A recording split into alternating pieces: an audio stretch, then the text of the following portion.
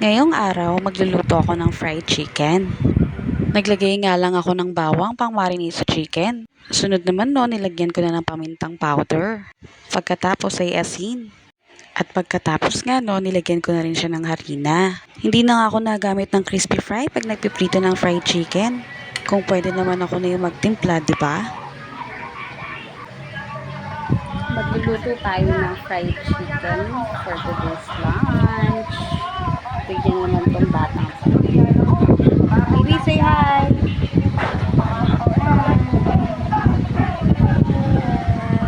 Say hi! Luto tayo ng fried chicken. Fried chicken.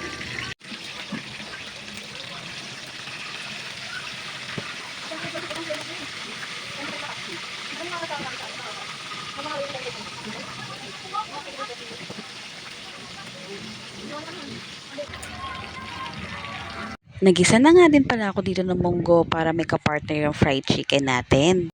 Magmunggo tayo kahit hindi Friday. Bakit nga ba tuwing Friday lang niluluto ang munggo? I-comment nyo naman sa comment section kung bakit. Happy Monday everyone! Kain po tayo!